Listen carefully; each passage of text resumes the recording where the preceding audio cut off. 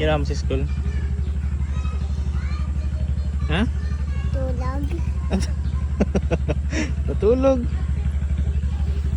Ginawa mo sa school? Tulog. Tayo natin si ate? Mamaya na. Balikan natin mamaya.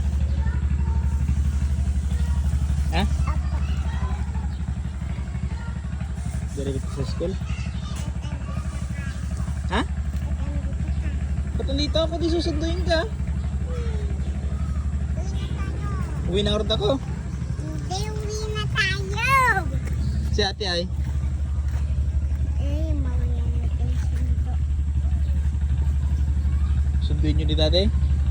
Ha? Dati? Wait natin si ate. O mamaya na. Wait. Say kay mama.